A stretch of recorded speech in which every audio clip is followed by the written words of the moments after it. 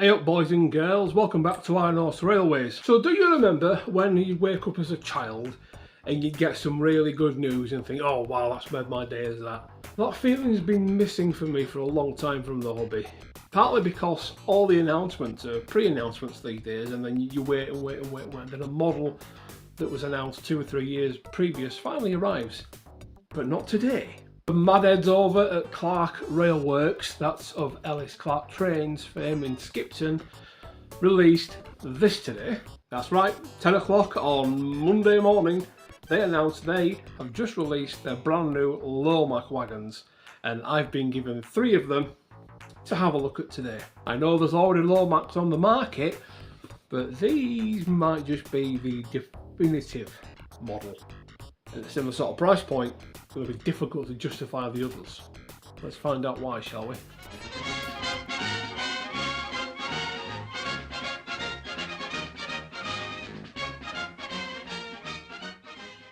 Right then, so I was very fortunate enough to nip over to Ellis Clark Trains in good old Skipton, and I was given the opportunity to have a play with 3 of their brand new 00 gauge Lowmac wagons. Just from this little pamphlet which comes with it, you've got quite a selection of liveries here, and you can go from right from when they're created by the LNER, from right back in I think it was 1943, all the way up to the early 2000s as well, with these modern engineering wagon examples.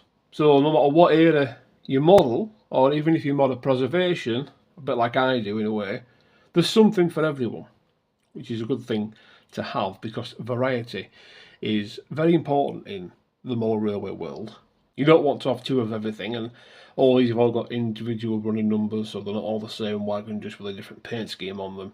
They actually represent the real life wagons. There's also subtle differences between the different liveries and the eras they represent, so some will have the appropriate dual braking, so air and vacuum. Some will just have vacuum. Some have got different designed axle boxes as well. Some have got the old oil type ones, some have got the more modern square ones, and that would be fitted to the appropriate wagon as well. So without wasting any further time, let's get one cracked open, shall we, and see what they're actually like.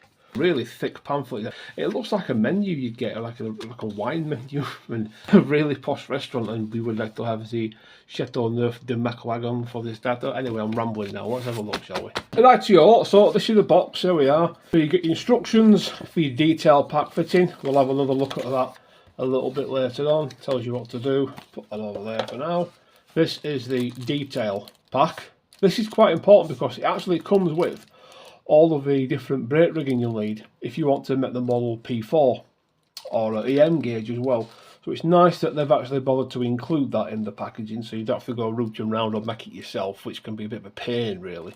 So if you're a little bit unhinged and crackers and you want the difficult life ahead of modelling P4 and EM gauge, you can do that as well. So let's put that over here for now, because we will need to reference that a bit later on. There you go, let's crack it out. Plenty of foam in this packaging as well, look, enough for what it is, so you can actually throw this box at the wall and the bottle will come out unscathed. Ask me how I know. Immediately you're met with a beautifully designed model, and if we can just get the camera to focus, if I can try and get it to focus on that printing there. Here we go, I've just about got it ready to focus now. All your detailing is done fantastic on this wagon. All the graphics were designed by a lady called Holly, I believe, who works up at Ellis Clark Trains, and she's responsible for all the beautiful artwork you can see on the side of these wagons. And you'll notice that through the different livery versions, all the detailing on the side in terms of what's written there is different and appropriate for depending on which period the wagon you've chosen is from. And of course, one thing that immediately stuck out to me on this wagon was the eyelets. Now the tie down straps, or the eyelets, or whatever you want to call them, they're actually made from etched brass. They're not moulded. And what that means, boys and girls, if you bear me 1 second, while I get my super special secret pliers, is actually, as long as you're careful with it, you can actually pose them I won't lie, it can be a little bit fiddly, especially when you're trying to show people on camera, but you can do it, and you can just get it under there like that, and it pauses. See that there? You can just see on that one now. And again, you don't want to go mad with this, because if you do it too much, you're gonna break them. You're gonna snap them, and you don't want to do that because they're very delicate and very fine. But you can pop a load on there, and you can position the eyelets at the right position, so you can use a bit of fine thread, or even really, if you've got a little bit of gold chain or something like that, a little bit of gold chain like I've got here. Just cut a thing on there. You can strap it down and make a little load quite easily. So it's nice to see that they've bothered to put in that little extra feature, and I think this is apparent with what Ellis Clark's trying to do with their wagons and their rolling stock and their locomotives. Is they're quite clearly not interested in being run-of-the-mill, average, everyday bread and butter modelling. These guys are focused, and I think that is the right word to use here. They are focused on being almost specialist in a way. When you look at the sort of detail you're getting and the prices you're paying, it's apparent that these aren't just your everyday models. And I've got a few Lowmacs now. I've got some of the really old Hornby railroad ones, which I think are the old Airfix toolings. And it's not a bad little model, but it's not the same category as this. So if we have a look on the underside as well, you can see we've got further proof of that. And you've got an embossed Ellis Clark Railworks logo as well. Little touches like that, little finishes, just prove to you that you've got an elevated level of detail, quality and finish. Speaking of which, the brake rigging there is absolutely fantastic. Very, very well represented. And that brings us neatly onto the front of the wagon for coupling options. As you can see, we've got a proper NEM socket at the front there. At the front, all mounted into the proper dovetail. This means that out of the packet, you can either run your 3-link couplings, so you can get your chains and your 3 links and what have you, and you can hook it straight on to the hook if you're careful enough, like that, and you can run your 3 links like that. Or if, like me, you want to use a combination of magnetic NEM couplings and KD couplers, you can, because you've got plenty of space for this little coupling to operate. There's nothing holding you back. There's some models on the market where you have to take a few extra steps and you have to supply your own dovetail NEM sockets before you can run your own coupling that isn't a tension lock. So for me, that is a big plus, and it's certainly something noteworthy to carry forward. So let's just compare this one to another one of the models in the range. Alright, so here we actually have one of the wagons which made its way to the LMS.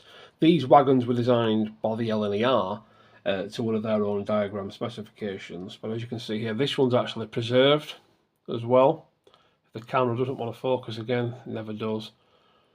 So this is great for me because I run both 1960s and preservation, so I can run this little thing, no issue at all. But I just want to show you guys the differences between the two wagons, some of the most apparent ones. So look at the buffers. You can see on the earlier one we have the earlier types there, and then on the later one we have the covered self-contained buffers.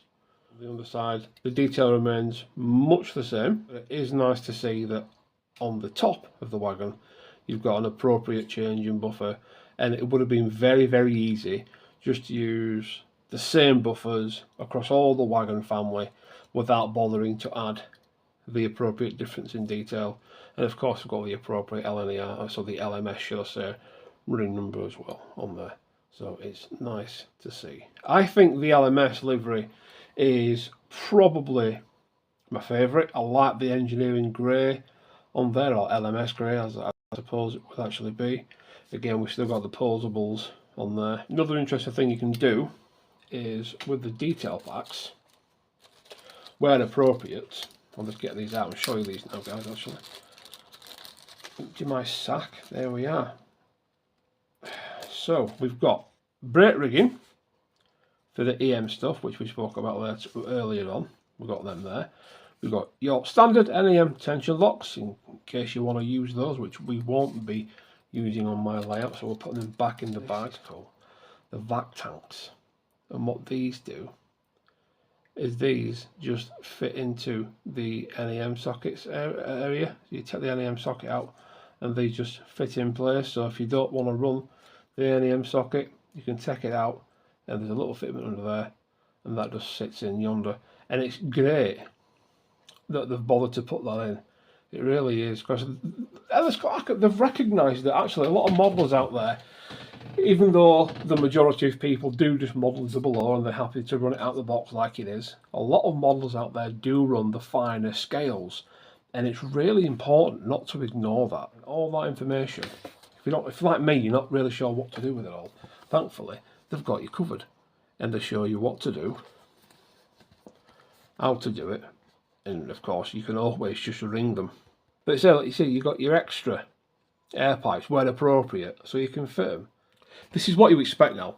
With a wagon of this quality and this sort of price range, this £35 to £40 mark, these are the extras that I think as modelers we have the right to expect. Manufacturers want to charge us a healthy price for a healthy model. I'm properly okay with that, but I want to see the extra details. I want the ease of use. I want the extra details just in case I want to give it a try. I want the optional parts. Because, okay, yeah, I, right now, only model 00, but I might have a go at P4 later on. It might be the thing you need to give you a kick up the backside to try the finer scales. And I'm happy to say that this model really is ready for both.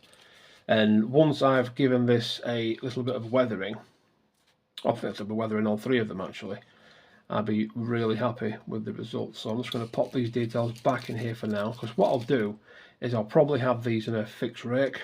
And the ones in between, because you've got the buffers, you can have these coupled really closely, so they'll actually do what they're supposed to do in real life, and the buffers will actually work like they do in real life, and that is important if you want to run close coupling. So we're probably going to have these in a semi-permanent engineer's train rake, 3 or 4 of them together.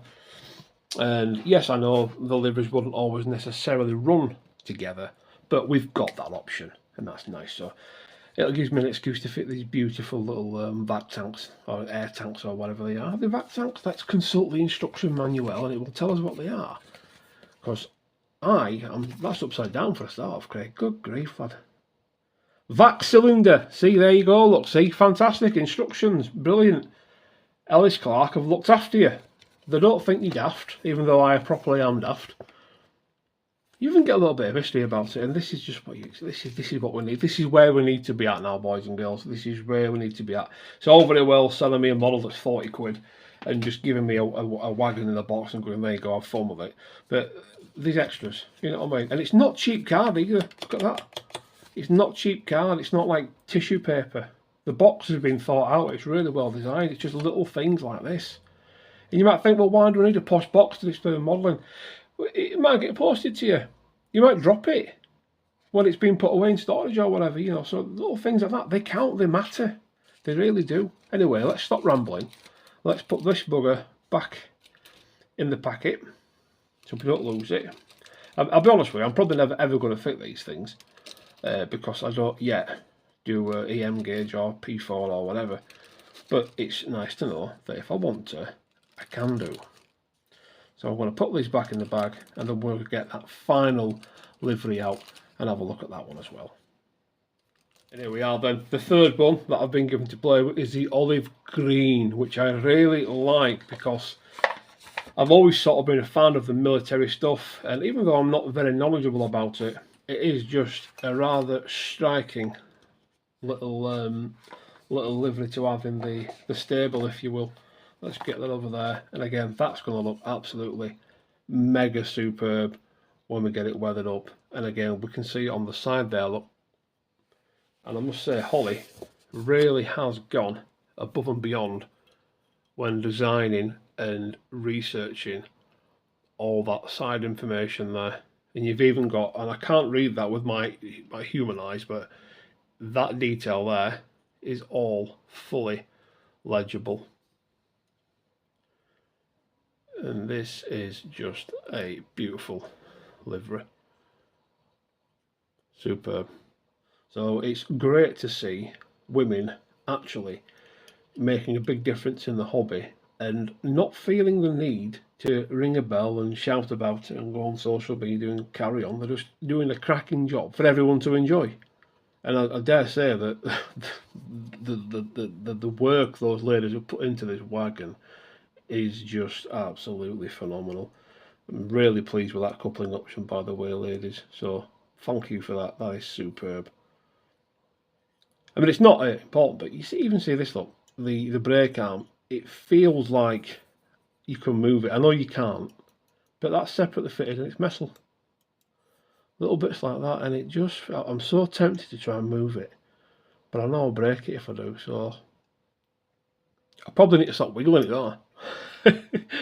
But there we are. So it's a superb, beautiful little model, guys, and yes, there are other ones available on the market from other manufacturers at the minute, and I've got to be honest with you, they're a fine model as well. You will have to put extra work in if you want to do the P4 thing or the EM gauge, or you want to run anything other than a tension lock coupling if you go for the other options on the market.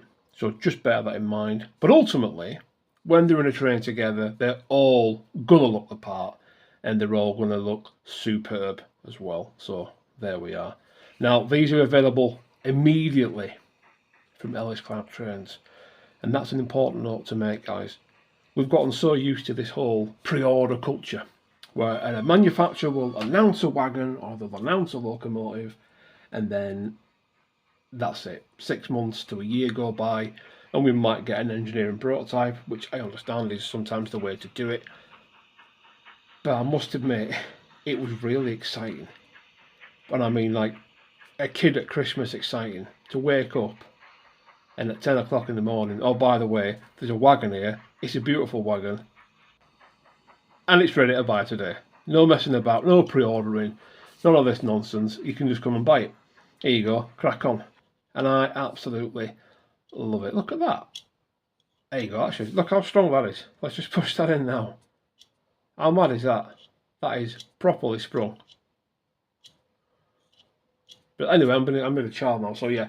Great model, really is fantastic. There's not a lot missing in the way of detail parts, and certainly I can't think of anything that you would need to add to this. Okay, there's no load in the box, but that's not a massive issue because you'd make your own. There's plenty about on the market. So I'm going to leave you with a little bit of running footage, folks. And don't forget to like, comment, share, subscribe, all of that jazz. And I'll see you all next time. Take care. Bye-bye.